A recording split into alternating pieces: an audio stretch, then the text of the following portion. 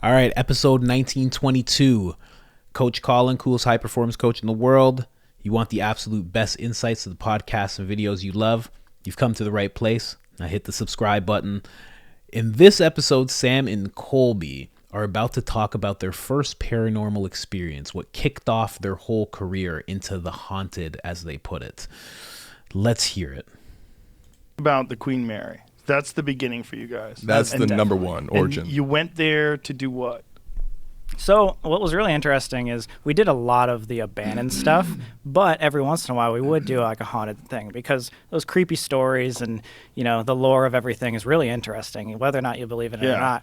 At that time, we didn't really believe in any of the ghost stuff. We're like, all right, but this is going to be a great video because everyone loves telling the stories. But we just got, I don't know what it was, but someone forwarded us something saying that for the first time in 30 years, the Queen Mary in Long Beach, which is like one of the most haunted ships, like New York Times, like top 10 most haunted places in the world. We filmed Fear Factor there once. Really? Yeah. Well, that's great. Okay. It's a beautiful ship. They do a comedy show there sometimes. No way. Didn't know Yeah, that for a either. while they had a regular comedy night there on the Queen Mary. Yeah, I didn't realize how like famous it was, but they have that. They have like haunted houses. They have a ton of different attractions there. But there's this one room, B340, that hadn't been open for 30 years, and allegedly they closed it down because there's multiple unexplained murders and or suicides in that room.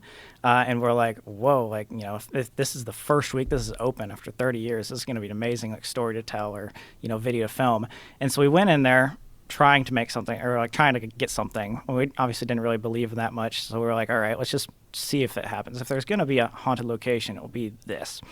We toured around, did the whole thing, weren't getting much. And we were kind of frustrated at that point because we're like, all right, this is supposed to be the cream of the crop. This is supposed to be the big wig. Like, why can't we get something to happen?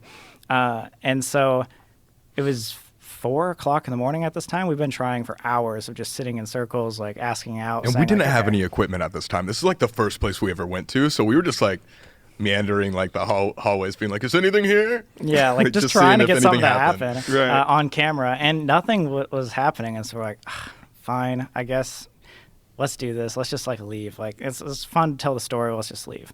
And so we turn off the camera, start packing up. We start walking towards the door. And as soon as we we're about to like get out of the room, the faucet turns on like full blast for 4 seconds and then turns back off. And we all like actually like, you know, freeze and freak out. Two of our roommates that were there at the time like just immediately started like crying. We ran in. We were like, okay, how was that actually possible at all?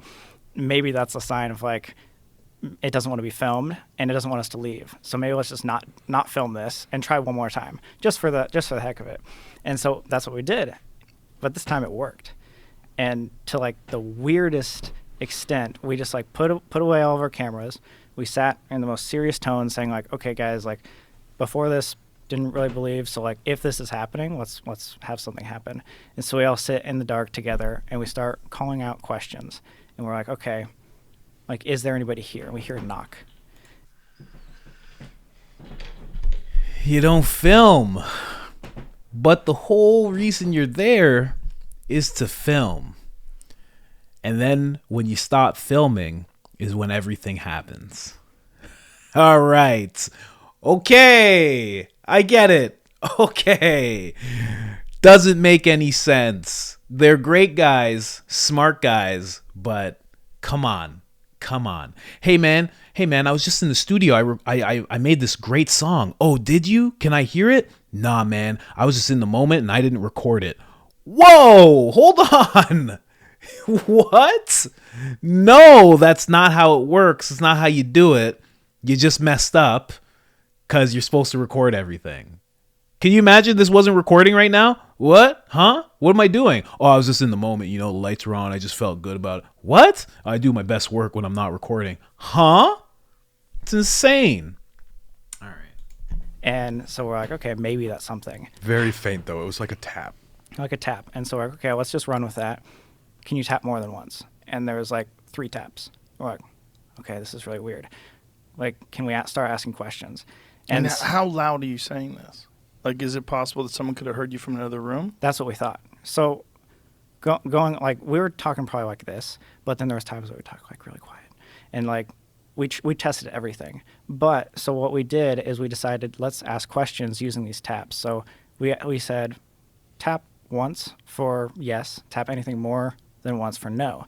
We had a yes or no conversation for 35 minutes with something that we cannot explain. And we did everything because we were skeptical at this Did point. you film any of this? We didn't think so.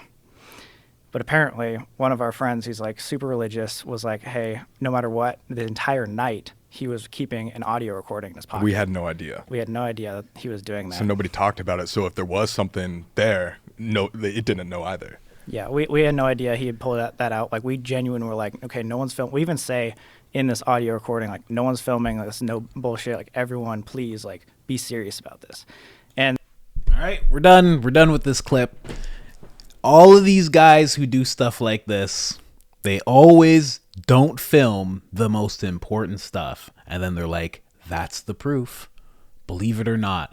And you're just like, but I can't because you didn't film it. And then he says that his friend is really religious, so he recorded everything no matter what.